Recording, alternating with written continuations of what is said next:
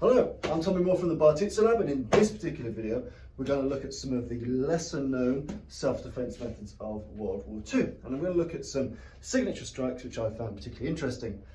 Now, a lot of us at practice, we practice a lot of Fairburn, and we'll see edge of hand blows, chin jabs, tiger claws and other things of that ilk. So I wanted to discuss something a little bit different today and things that are less often discussed, and hopefully you'll find something useful in there. As you might have seen in some of my other videos, I look at the Fairburn 5, so 5 signature strikes from William Fairburn. In this one, I'm going to do a bit of a mixtape of different combative authors of World War II. So I'm going to look at Bill Underwood's Combato. I'm going to be looking at Bernd Kosnick's American Combat Judo. We're going to be looking at Perigard's Aurology, and we're going to be looking at Hip Kiss's Answer to Invasion. So again, as many of you will be aware, there are lots and lots and lots of different types of manuals, guides, some written for civilians, some written for auxiliary troops, some written for frontline shock troops. So again, you must take each one with the grain of context from which it's given. So what is it designed to do? What is it designed to achieve? Is it designed to keep a home guard member safe, or is it designed to help people silently kill Nazis? Again, you need to look at each of the guides, of which there are many, many of them, and decide which techniques suit your purposes for training today. But anyway, to get to the chase, I'm going to go through some of my favourite sequences or some of my favourite different types of techniques from those audiences. Again, these are very much ancillary World War II sources. You know, a core canon for many people is Fairburn, but again, it's nice to try some different flavours. So, first one we're going to be looking at is Perigard's, and Perigard's D55 combination. The D55 is essentially a series of power strikes which help you develop a flow. Now, Perigard was all about the notion of the endless knot. He kind of built in Celtic mysticism into his arts alongside jiu-jitsu and boxing and wrestling and other bits and pieces. But the endless knot is essentially how to cause continuous pain, damage and disruption to an opponent, whether it's by strikes, locks, chokes, strangles. Anytime something doesn't work, you can flow into something else, and you can flow into something else. So Aurology is all about essentially being able to flow in between ranges of combat. So strike in and grapple out, to grapple in and then finish with strikes, to cause pain in as many ways as you can and be as flexible and integrated and holistic as possible. So Perigard's all about not just the individual techniques, do this, do that, do this.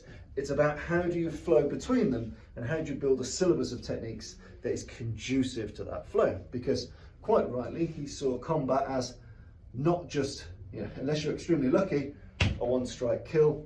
Often you're going to have to move between techniques and the opponent doesn't want to be attacked, so he will fight back. So you need to be able to keep up a flow, a combination style flow. How do you keep going till the enemy is no longer a threat? One of the drills he uses to work on this is what we call the D55. And essentially it goes like this. So we start off with a rear back of elbow shot, okay? Rear back of elbow shot. And then we flow in to a rear knife hand or edge of hand blow. So 1, 2. We then move in to a punch. In this instance, I'm going to do a vertical fist strike, because that's what Perigard kind of supported, and I support that too. A vertical fist strike to the solar plexus here. Just drive it straight in. Not long after that lands, or simultaneous, if you want to, land the right knee, okay? So, left rear elbow, left chop, right punch, right knee, which again you might struggle to see here, but I'm doing to the groin, straight up, into the groin, followed by right forehand elbow. So again, I'm trying to hit with the point of the elbow, I'm trying to do it along the side of the jaw, bang, a final finishing shot. Again, depending on your height and the height of your target and the height of your opponent, your elbow could be horizontal, could be diagonal, it could even be dropping slightly or coming up slightly, depending on the height, parity or disparity with your opponent. And Perigard is very clear in his books, in his content, that if aurology is to work, it needs to be flexible. So that's why If my opponent's much taller, I'm not going to catch him with this upward elbow, but I might catch him with this upward edge of hand. So I need to be flexible enough to have the same mechanic and flow with it. Flow is very, very important. So, to summarise the D55 flow drill: rear hand elbow, rear hand chop, punch, knee, forehand. 1, 2, 3, 4, 5. And then you reverse that flow. 1, 2, 3, 4, 5. So you should end up in a position where you can easily flow from left to right with that series of strike. As soon as you get comfortable with that flow, you can speed it up.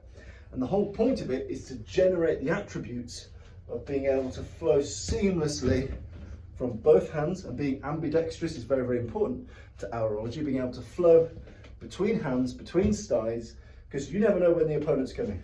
If the opponent's coming from this side, I've got to be able to get used to bang, bang, bang.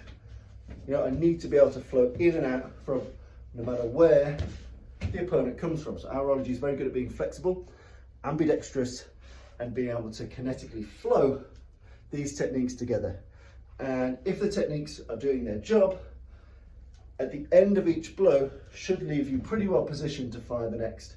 So as I do my rear elbow, it leaves me in a pretty good position to fire the chop. 1, 2. Once I've done the chop, I'm in a pretty good position to fire in the punch. Once I've done that and I'm a bit more squared off, I'm in a really good position to crash in that knee. And once I've crashed in that knee, I'm in a really good position to drive in the elbow. So as you can see, the end of each technique should leave you more than ready to flow into the next. From the punch to the knee should feel natural. From the backhand elbow to the backhand chop should feel natural. Boom, boom.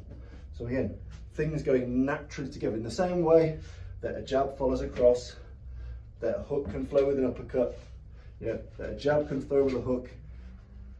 Things naturally go together rather wonderfully. So if you're practicing your aurology and you want a bit of a drill to play with, the D55 is a great place to start. So